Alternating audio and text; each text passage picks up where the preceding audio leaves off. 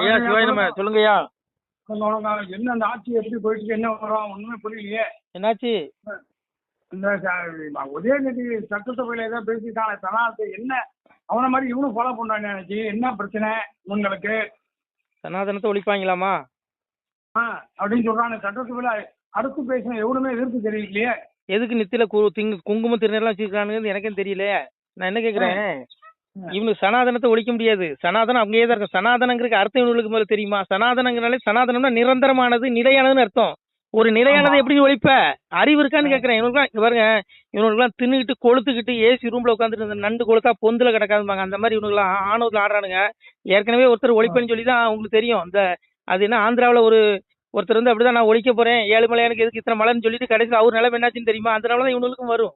இவன் என்னமோ கடவுள். இப்போ இந்துக்களை பொறுத்தவரையில் இந்துக்கள் அமைதியா தான் இருப்பான். ஆனா கடவுள் அமைதியா இருக்காது. ஏதாவது ஒரு வகையில இறை தண்டனை இவங்களுக்கு நிச்சயம் கிடைக்கும். இவங்களாவது பரவாயில்லையா? அந்த சாவைக்க எம்எல்ஏ முஸ்தபா அவர் என்ன சனாதனத்தை ஒழிப்போம், நாங்க பெரியாருக்கு கொள்கை வச்சுக்கையோ, நீ சனாதனத்தை இந்த மண்டையில ஒரு கூந்தலுக்கு வர கூட புடுங்க முடியாது உன்னால. ஏன்னா என்னங்க இவ்வளவு ஆணவத்துல ஆடுறானுங்க? என்னங்க நடக்கு தமிழ்நாட்டுல? சட்டசபையில் அவ்வளவு எம்எல்ஏக்கள் நெத்தில திருநீர் குங்குமம் கையில கயிறெல்லாம் கட்டிட்டு உட்காந்துருக்காங்க. என்னையா பண்றீங்க? அப்ப இந்துக்கள் ஓட்டுறவங்க வேண்டான்னு சொல்லு. நான் எனக்கு இந்த முஸ்தபா வந்து இந்துக்கள் உனக்கு ஓட்டு போடாம இருந்தானா சொல்லுங்க? அப்ப இந்துக்கள் ஓட்டு எனக்கு வேண்டான்னு நீ சொல்லிட்டு பதவி ராஜினாமா பண்ணிட்டு போ. என்னங்க இவங்க பெரிய கொடுமைங்க. நான் என்ன சொல்றேங்க பாருங்கய்யா, ஒன்னு புரிஞ்சுக்கோங்க. சனாதனத்துல ஒரு கூந்தல் மண்டையில இருக்கு பாருங்க மசுறு, அதை கூட புடுங்க முடியாது. ஏன்னா நான் சொல்லல, எம்பெருமான் சொல்றேன். சனாதனம் வேற தமிழ் வேற கிடையாது. நீ பேசிய தமிழ் அது சிவம். மாரியும் கோடையும் வார்பணி தூங்க நின்று ஏரியும் நின்றங்கிழைக்கின்ற காலத்தே ஆரியமும் தமிழும் உடனே சொல்லி காரியாளுக்கு காரணை செய்தனங்க. எங்க அப்பன் சிவபெருமா அந்த உலகத்துல உயிரினங்களை படைக்கிறதுக்கு முன்பாகவே, நல்லா புரிஞ்சுக்கோங்க, இந்த உதயநிதி தாத்தா இருக்காரு பாருங்க, கருணாநிதி. இந்த கருணாநிதிக்கு முன்னாடி முன்னோர்கள் இருக்காங்க. அவங்க இந்த யாரையுமே படைக்கிறதுக்கு முன்னாடி இறைவன் மட்டும்தான் இருந்திருக்கான், சிவன் மட்டும்தான் இருந்திருக்கு. சிவனும் பார்வதியும். அப்போ சிவன் என்ன பண்ணிருக்கான், அதாவது மாரியும் கோடையும் வார்பணி தூங்க நின்று ஏரியும் நின்றங்கிழைக்கின்ற காலத்தை, ஒரு புல் பூண்டு கூட கிடையாதான், ஏரியும் நின்று இழைக்கின்ற காலத்தை ஆரியமும் தமிழும் உடனே சொல்லி காரியாளுக்கு கருணை செய்தனை. ஆரியங்கிற சமஸ்கிருதத்தையும் தமிழையும் எங்க அப்பா சிவபெருமா இந்த உலகத்துல உயிரினங்களை படைப்பதற்கு முன்பாகவே கொடுத்துட்டான் எங்க பார்வதி கிட்ட. அப்போ இந்த தமிழ் வேற சிவம் வேற கிடையாது, சிவம் வேற சமஸ்கிருதம் வேற கிடையாது. தமிழும் சமஸ்கிருதம் அக்கா தங்கச்சி. ஆனா இவன் ஆரியன்னு ஒரு பிளவுபடுத்துவான இந்த கும்பல். அறிவு இருக்கான்னு கேட்க என்ன தெரியும்? இந்த இவனுக்கு என்ன தெரியும்? எவனோ எழுதி கொடுக்க பேசுவானுங்க.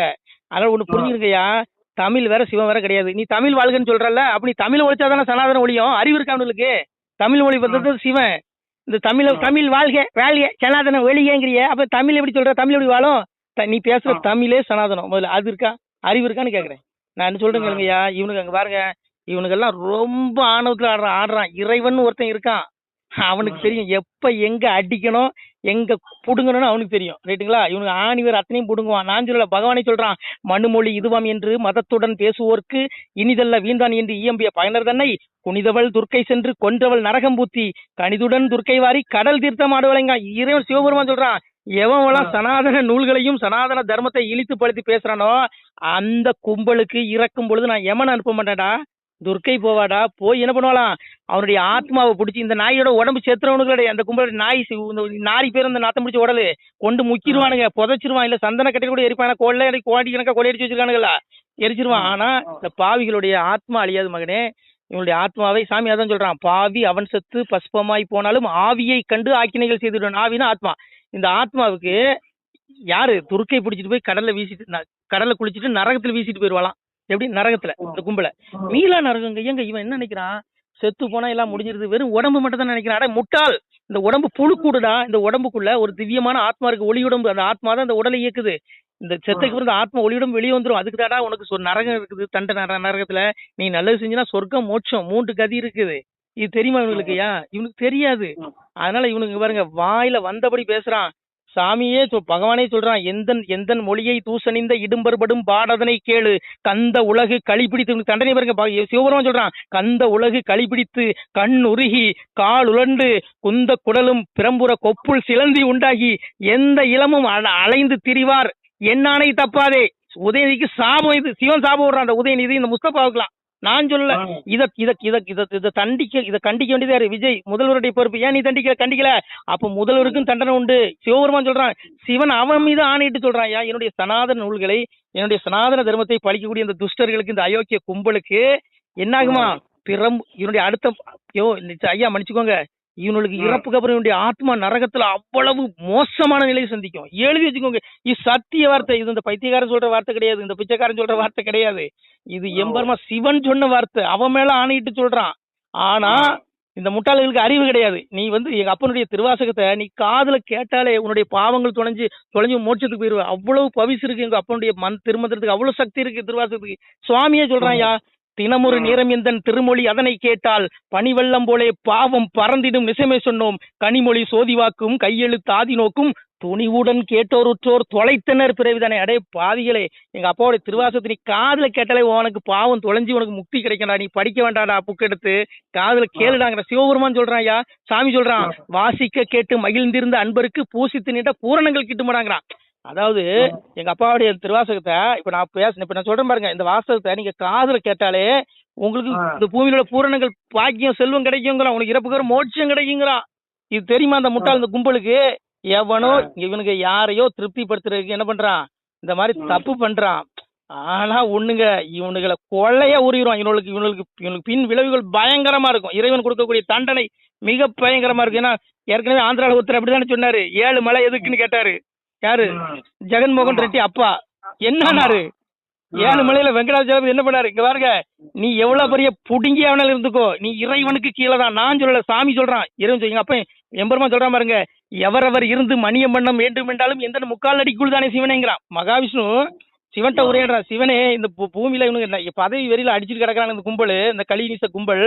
இந்த படுபாவிகளுடைய ஆட்டம் என்னுடைய முக்கால் அடி, பெருமாளுடைய பாதத்துக்கு முக்கால் அடி தான் இந்த பூமி. இதுல இருந்துதான் நீ PM CM நான் அவன் மந்திரி தோளான் துருத்தின்னு சொல்லிட்டு இருக்க. அங்க பாரு, நீ பெருமாளுடைய காலடி கீழே. எப்படி சாமி சொல்றான், எவரவர் இருந்து மணியம் பண்ண வேண்டும் என்றாலும் எந்த முக்கால் அடிக்குள் தானே சிவனைங்கிறான். சுவாமி நினைச்சா எவ்வளவு நேரம் அவங்க இவனுக்கு அழிக்கிறதுக்கு. சாமியை சொல்றான், கை தட்டும் பொழுதோ கண்கொட்டும் நேரமோ களியன் இருப்பதெல்லாம் சிவனே ஐயா, வட்ட கிழுப்பை தட்டி முடிந்து விட்டால் வையகம் அழிந்திடுமே சிவனே ஐயா, ஊமை போல் இருப்பதை வாயை நான் திறந்து விட்டால் உலகம் அழிந்திடுமே சிவனே ஐயா, திருமேனி திருக்கண்ணை சற்றே திறந்து விட்டால் சீமை அழிந்திடுமே சிவனே. எங்க அப்பா மகாவிஷ்ணு சிவன் உரையாடுறான், சிவன் களி அடிப்பா மாயவரே, நான் கலியன் கொடுத்த வர முடியும் போன்னு சொல்லும்போது எங்க அப்பா பெருமாள் சிவன்ட்ட உரையாடுறான், திருமேனி திருக்கண்ணை சற்றே திறந்து விட்டால் சீமை எழுதிடுவேன். அவன் கண்ணை கொஞ்சம் திறந்து பார்த்தாலும் இந்த உலகமே அழிச்சு போயிடும். அப்பேற்பட்ட சக்தி உள்ள இறைவன் இந்த கும்பலுக்கு ஏன் ஆள்ற பாக்கியத்தை கொடுத்துருக்கான்? இவன் எல்லாம் பூர்வ ஜென்மத்துல சிவன் கோயில்ல கூட்டி பெருக்கி சாணி தெளிச்சு இருந்திருப்பான். அந்த கும்பல் அன்னைக்கு சட்டசபையில உட்காந்துருக்கான் பாருங்க. இவனுக்கு எல்லாம் பாக்கியம் யாரு? ஆள்ற பாக்கியத்தை யாரு கொடுத்தா? இவன் போன ஜென்மத்துல சிவாலயத்துல எங்கேயாவது உருண்டு பண்டு புல்லுகள் வெட்டிட்டு இருந்திருப்பான். அதுக்காக ஆள்ற பவிச கொடுத்துருக்கான். ஆனா இவனுக்கு இப்ப ஆணவத்துல திமிரல அகங்காரத்துல வாய் கொழுப்புல இவனுக்கு பேசுறான். இவனுங்களுக்கு எல்லாம் இருக்கு வினை, இந்த வினை பதிவாகும். ஏங்க இங்க பாருங்க, இந்த பிரபஞ்சத்துல நானும் சரி நீங்களும் சரி கேட்கக்கூடிய பிள்ளைகளும் சரி நாம செய்யக்கூடிய அத்தனை பாவங்களும் இப்ப இறைவனுக்கு மறைவல்ல. சுவாமியே சொல்றான், காயக்காரன் மாய சித்தம் நான் உங்கள் கண்காணா பெருவழியோன், அவரவர்கள் செய்யும் குற்றம் உங்கள் ஆண்டி நான் அறிவே நடாங்கிறான். யாரு? எம்பெருமான். நீ சேர பாவ கணக்கு அத்தனை எடுத்துட்டு இருக்காண்டா. நான் கண்ணுக்கு தெரியாத மறைபொருள் பிள்ளைகளே, ஆனால் நீங்க செய்யக்கூடிய பாவம் எதுவும் எனக்கு மறைவா இல்லப்பா, என்ன மறைக்க முடியாது, என் கண்ணை மறைக்க முடியாடாங்கிறான். இப்போ ரோட்ல ஒரு பொண்ணு போகுதுன்னு வச்சுக்கோங்க, அந்த பிள்ளைய நீ காமயிச்சியோட உன் மனசுல உனக்கு மனசுலதான் நினைக்கிறோம், யாருக்கு தெரிய போது நீ நினைப்ப மொவனே, நீ அப்படி நினைச்சாலும் அதுக்கு உன்னால தண்டனை நீ அனுபவிச்சு ஆகணுங்கிறான் சிவபெருமான் சொல்றான். ஒரு பெண்ணை நீ தப்பா காமயிச்சியோட பதில உன் தண்டனை உண்டுங்கிறான். விடுவானா இவனுங்களை? நீ சனாதனத்துல கூந்தல் ஒரு மசுருன்னு சொல்லுவாங்க கூந்தல், அதை கூட புடுங்க முடியாது. நான் சொல்லல, சிவன் சொல்றான். இவனு என்னையா மலைஞ்சலம் கிடைக்கிற புழுக்கூடு உடம்பு. இங்க பாருங்க, ரஜஸ் தம சாபி பூய சத்துவம் போதி பாரு, 3 குணம் இருக்கியா எல்லா மனுஷனுக்கும் இயற்கையா 3 குணங்கள், ரஜோகுணம் தம குணம் சாத்விக குணம்.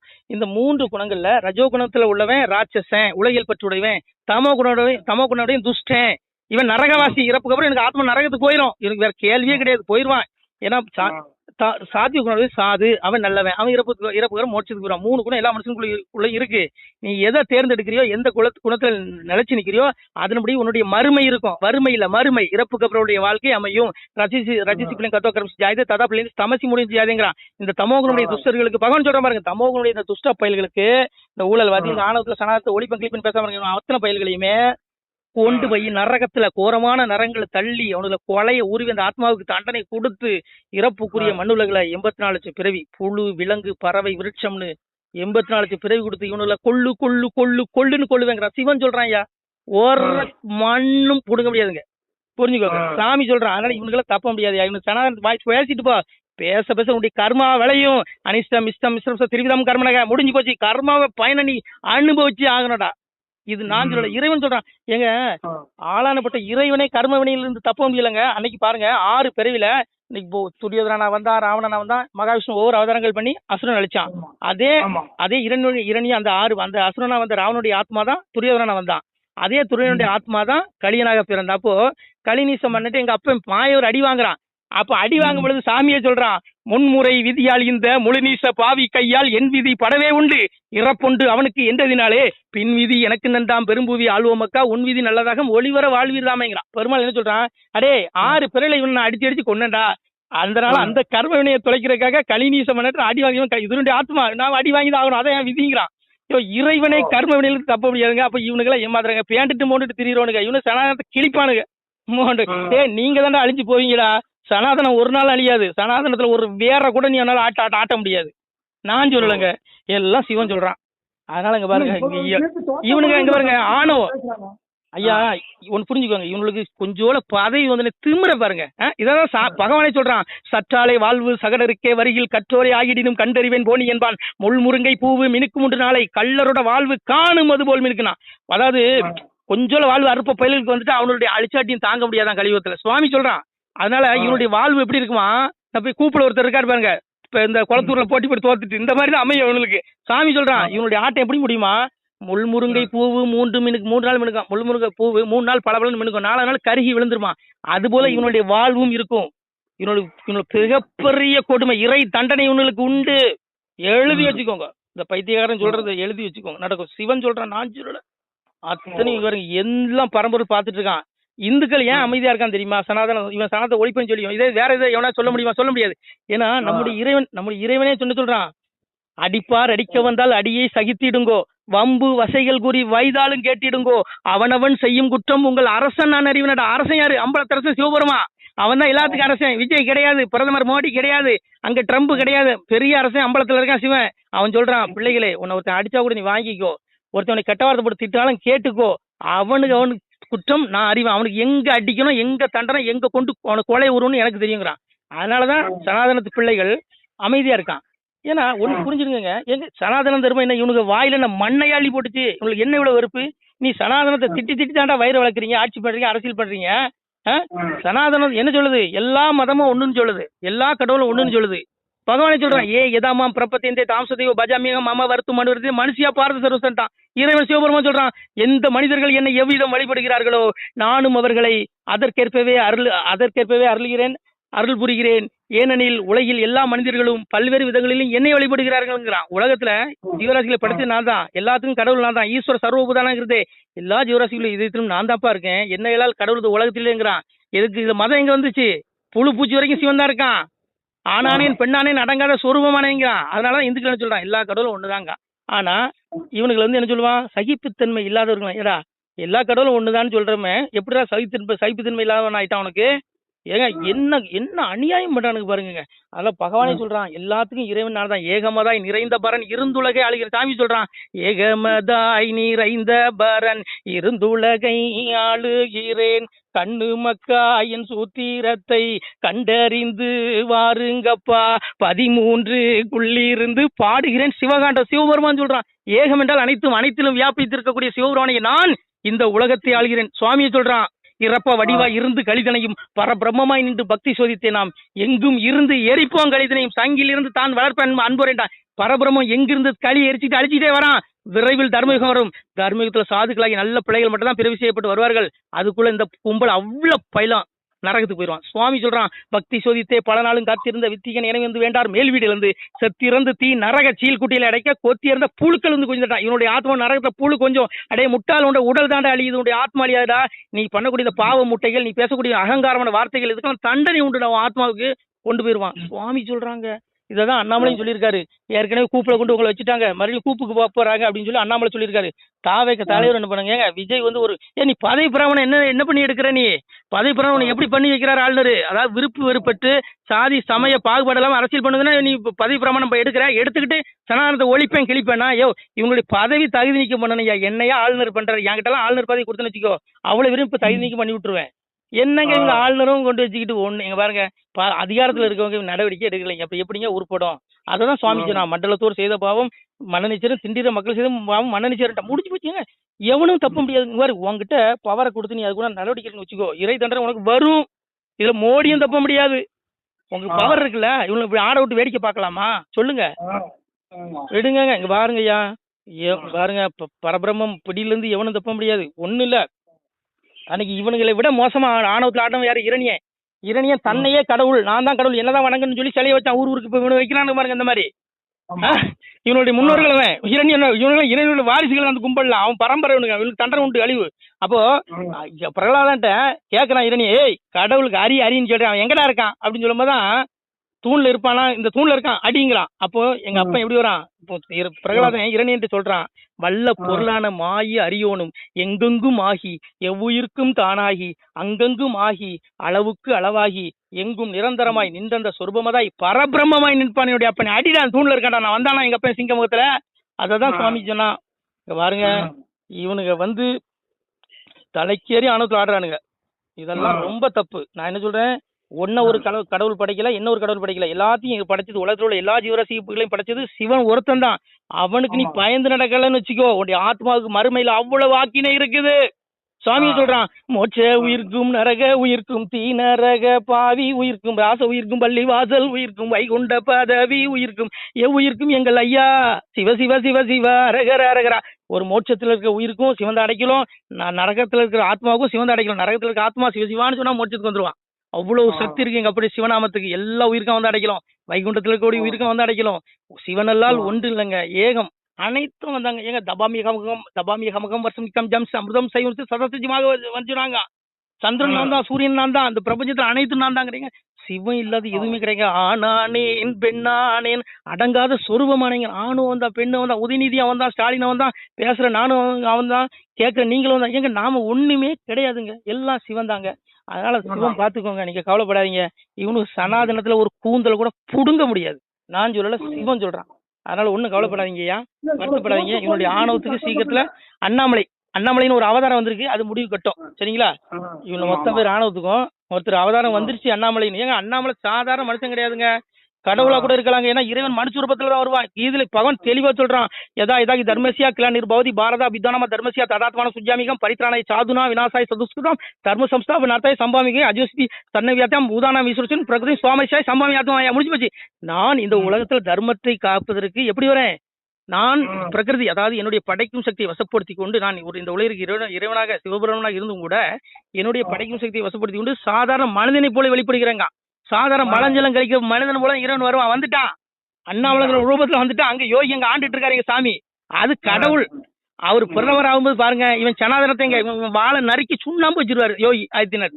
ரைட்டுங்களா? இவனுக்கு ஒன்னும் கிழிக்க முடியாது. அதனால இவனுக்கு தான் அழிஞ்சு போவானுங்க, சனாதனம் ஒரு நாள் அழியாது. இவனு அத்தனை பேர் அழிஞ்சு நாசமா போவானுங்க. நான் சொல்லல, என் பெருமான் சொல்றான். நீ எங்க அப்பாவுடைய திருவாசக கேட்டா இந்த பாவிகளுக்கும் பாவம் மன்னிக்கப்படும். அதை விட்டுட்டு இவனுக்கு ஆணவத்துல ஆனான்னு வைங்க. அதனால சாமியே சொல்றான், வாசித்தோர் கேட்டோருற்றோர். எங்க அப்பாவுடைய திருவாசகத்தை வாசித்தோர் கேட்டோருற்றோர் மனதினில் உணர்ந்து கற்றோர் ஆசித்தன் பதமை கண்டு அவ்வழி முறைய நின்றோர் கோசித்தன் பதமை கண்டு கோமலை பொவியின் வாழ்வும் தேசத்தின் செல்வத்தோடும் சிறப்புடன் இருந்து வாழ்விருங்க. சிவபெருமான் சொல்றாயா, அப்பாவுடைய திருவாசகத்தை கேட்டா அவ்வளவு சக்தி, அவ்வளவு பவர் இருக்கு. அதை விட்டுட்டு நீ இழுத்து பழுத்தி பேச வச்சுக்கோ, உனக்கு நாக்கு உள்ள இழுத்துக்கும். புரிஞ்சுக்க, வாய் கோணிக்கிட்டு போயிடும். நான் சொல்லல, என் பெருமான் சொல்றான். இவனுக்கு ஆக்கினை உண்டியா, இவனுக்கு ஒருத்தனை தப்ப முடியாது. மலஞ்சலம் கழிக்கிற பயலுக்கு இவனு பரி பரமாத்மா கிடையாது, மோண்டுட்டு பேண்டுட்டு தெரியுற கும்பல் தான். இவனுக்கு இவ்வளவு ஆணவத்தில் ஆடக்கூடாது. ஏங்க இது தப்புங்க. என்ன ஒரு அகங்காரம் உனக்கு, சொத்தோல பதவி வந்துட்டா ஏன் நீ மக்களுடைய வேலைக்காரன், நீ ஒன்னும் பெரிய கடவுள் கிடையாது. மக்கள் நீதிமன்றம் சொல்லியிருக்கு மக்களுடைய வேலைக்காரன் தான் சொல்லியிருக்கு. அதனால அங்க பாருங்க, நீங்க கவலைப்படாதீங்க. எல்லாத்துக்கும் அப்ப சிவன் இருக்கான், அவன் நடு தீர்ப்பு கொடுப்பான் இவனுக்கு. அதனால நீங்க கவலைப்படாதீங்க, சந்தோஷமா இருங்க. தோத்து போய் கூட சட்டசபையில் இப்படி பேசுறாங்க. அப்படி கிடையாதுங்க, அவங்க இழந்த செல்வாக்கு மீட்கிறாங்களாம். அதாவது இப்ப விஜய் ஒரு பக்கம் நாங்க பெரியார் தூக்கிட்டாரா, அவர் உங்களுக்கு நாங்க தான் ஆதரவு, அந்த குரூப்புக்கு நாங்க தான் ஆதரவு இவர் சொல்றாரு. இல்லைங்க, உங்களுக்கு பரம்பரையா நாங்க தாங்க பாதுகாப்பு அதுன்னு இவர் சொல்றாரு. அட பாவிகளா, எல்லாத்துக்கும் பாதுகாப்பு சிவன் தாண்டா. ஓம் நம சிவாய். திருச்சிட்டம்பலம். சிவாய் நம. திருச்சிட்டம்பலம், தில்லையம்பலம், பொன்னம்பலம். சிவாய் நம. உறவுகளே, சிவ அன்பர்களே, தற்போது தாங்கள் இந்த வீடியோவில் பார்க்கக்கூடிய இடத்துல ஒரு சிவாலய திருப்பணி ஒன்று நடந்து கொண்டிருக்கிறது. இந்த இடத்துல பார்த்தீங்கன்னா முன்பு ஒரு காலத்தில் வந்து ஒரு சிவாலயம் இருந்திருக்குது. அதாவது இந்த ஏரியா வந்து இப்போ வந்து ஒரு தென்னை மரங்கள், பனை மரங்கள் சூழ்ந்த காடாக இருக்கிறது. முன்பு ஒரு காலத்தில் இங்கே ஒரு ஊர் இருந்ததாக சொல்கிறாங்க. ஆனால் இப்போது சுற்று வட்டாரத்தில் 5 கிலோமீட்டர் சுற்றுலா ஊரே கிடையாது, காடு. இப்போ இந்த இடத்துல ஒரு சிவாலயம் வந்து அமையிருக்கிறது. இந்த சிவாலயத்தில் வந்து இருந்த அந்த சாமியுடைய திருமணியை வந்து எடுத்து வச்சிட்டோம். திருப்பணி முடிஞ்சதுக்கப்புறம் பிரதிஷ்டை பண்ண இருக்கிற உறவுகளே, தற்போது இந்த வீடியோ பார்க்கக்கூடிய உறவுகள் தங்களால் முடிந்தால் ஒரு சின்ன உதவி செஞ்சு கொடுங்க. எங்கள் இடத்துல பொருளாதாரம் இல்லை, அதனால் பார்த்திங்கன்னா அந்த வேலையெல்லாம் அப்படியே நின்று போச்சு. பாருங்கள், இந்த அப்படியே பாதியிலே நிற்கிது இந்த சிவாலய திருப்பணி வந்து. பக்த கோடிகள், அன்பு உள்ளங்கள், தயவுசெய்து நீங்கள் உதவி செய்ய விருப்பமுள்ள உறவுகள் உதவுங்க. உங்களுக்கு கோடி புண்ணியம் கிடைக்கும். இந்த சாமியோடைய அருள் அனுகிரகம் உங்களுக்கு கண்டிப்பாக கிடைக்கும். இது வந்து ஒரு புகழ்பெற்ற சிவாலயம் கூட சொல்லலாம். சாமியோட திருமணியை எடுத்து வச்சிட்டோம். இந்த இடத்துல பார்த்திங்கன்னா ஒரு வாசி தண்டம் இருக்குது. அந்த காலத்தில் ஒரு முனிவர் யாரோ தவம் செஞ்சுருக்காங்க. அவங்களுடைய வாசி தண்டம் அவர் திருக்கரங்களால் எழுதின ஓலைச்சுவடி கூட இன்றும் இருக்குது, இன்னும் பாதுகாக்கப்பட்டு வருது.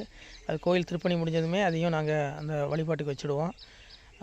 இந்த சிவாலய திருப்பணி வந்து சாமி திருநாமம் வந்து முக்தீஸ்வரர் அப்படிங்கிற திருநாமத்தில் வழங்குறாரு. நெல்லை மாவட்டம் நாங்குநேரி தாலுகாவில் இந்த சிவாலயம் அமைய இருக்கிறது உறவுகளே.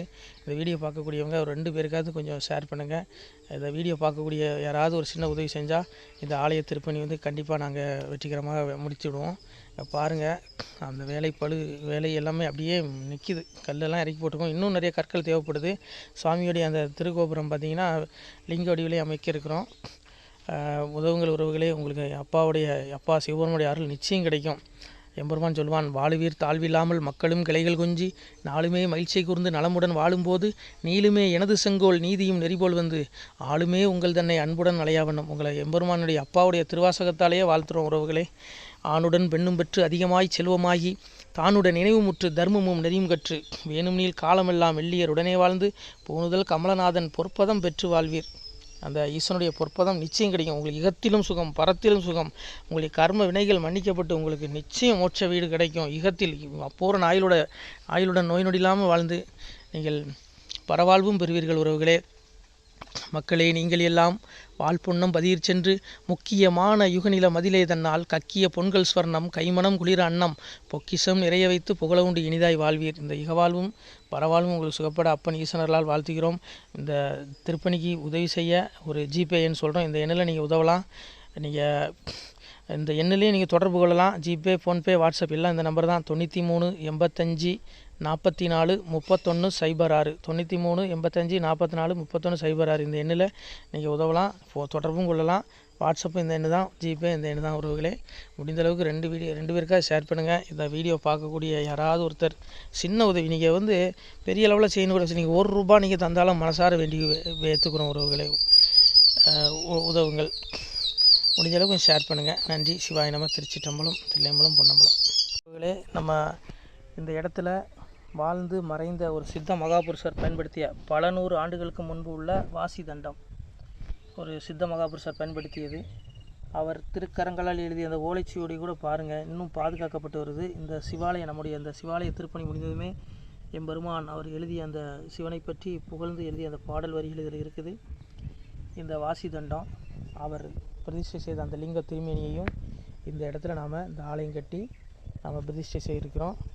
அனைவரும் இந்த ஆலய பிரதிஷ்டைக்கு கண்டிப்பாக வரணும். முடிஞ்ச அளவுக்கு வீடியோ பார்க்குறவங்க உதவி பண்ணுங்கள் உறவுகளை. பொருளாதாரம் இல்லாமல் திருப்பணி நின்று போச்சு. முடிஞ்ச அளவுக்கு ஷேர் பண்ணுங்கள், உதவுங்க. நன்றி. நம சிவாய. திருச்சிட்டம்பலம், தில்லையம்பலம், பொன்னம்பலம்.